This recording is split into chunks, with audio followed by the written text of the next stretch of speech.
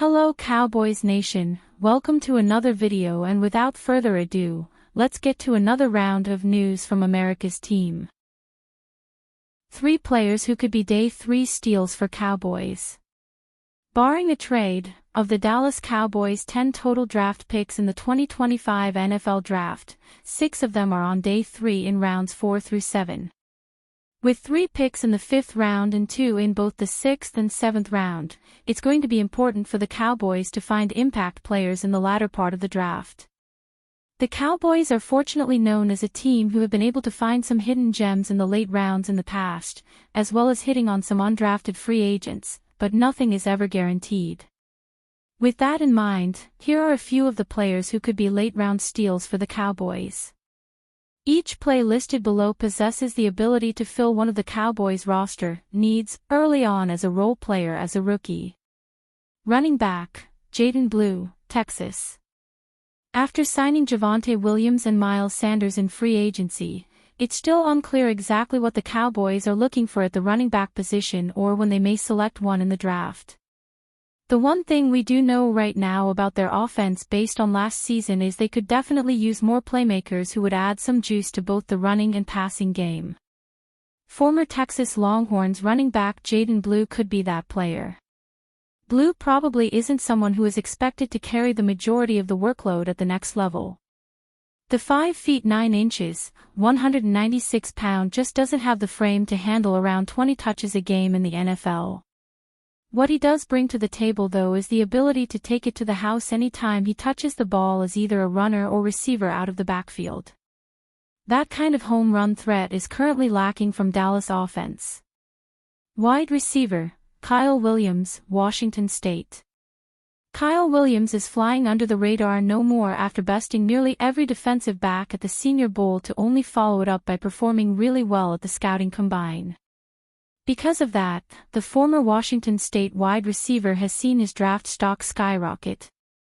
While he's still expected to be a day 3 draft pick, there's a chance he could sneak in and get selected in the latter part of day 2. It only takes one team to fall in love with him.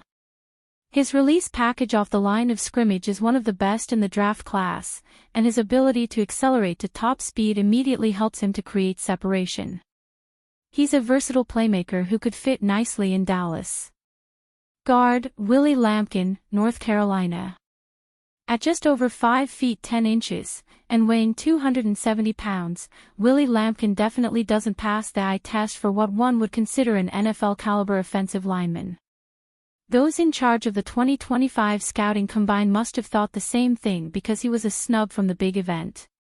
And yet, his film at both Coastal Carolina and North Carolina says otherwise, as well as his performance at the Senior Bowl where he proved he can thrive against bigger competition as a guard. While it's true that the Cowboys already have several in-house options to replace the recently retired Zach Martin at right guard, and also signed Robert Jones in free agency to add further depth, the depth chart is still fluid. Although he's undersized for an NFL right guard, Lampin is an above-average athlete who plays with tremendous pad level and weight distribution, maximizing what he has to work with despite his size limitations. Amari Cooper will be a Dallas Cowboy in 2025. Amari Cooper will be a part of the Dallas Cowboys for the 2025 season. The Dallas Cowboys need a wide receiver to help CeeDee Lamb, and Amari Cooper is a good fit, even if he is getting older. Several teams around the NFL have had the chance to sign Amari Cooper, but have not done so. There could be reasons behind this, but Cooper can still produce if put in the right situation. The perfect situation may be returning to Dallas, where he will not be considered the number 1 receiver. He has had up and down seasons since being traded from the Dallas Cowboys to the Cleveland Browns in 2022. The roller coaster type seasons could involve quarterback play and not being comfortable with the system. In 2022, his first season in Cleveland, Amari Cooper had over 1,100 yards receiving and 9 touchdowns. He followed that up with over 1,200 yards and 5 touchdowns in 2023. Cooper was traded to the Buffalo Bills mid-season from the Cleveland Browns in 2024. He would end the season with 547 yards and 4 touchdowns. The 2024 season may be an outlier because he received 21 fewer targets than his career average of 106. He ended the season with 85 targets. Injuries played a part, and being traded mid-season would make learning a new offensive system challenging. Amari Cooper knows the pressure of being a Cowboy and how to handle the constant publicity. He also knows how to play lined up with CeeDee Lamb because he did it for 2 years in 2020 and 2021. Cooper was the de facto number 1 receiver in those seasons, but Lamb started to take over that title in 2022. Cooper has gotten to that age, and free agency is showing it. He may not be a number 1 receiver anymore, but he would make a great number 2. An entire off-season in Dallas with a new coaching staff and a healthy Dak Prescott could produce a good 1-2 punch for the Cowboys' offense. Having Cooper in the mix would alleviate some of the pressure on Lamb. If Cooper could get around 90 targets and a rookie receiver got some targets, it would even out the offense. Having 2 1,000-yard receivers would be a major benefit to this offense, who also want to get the run game going. Cooper is also a good run blocker, which would help. It may be hard to project a contract for Amari Cooper, especially after the Stefon Diggs contract.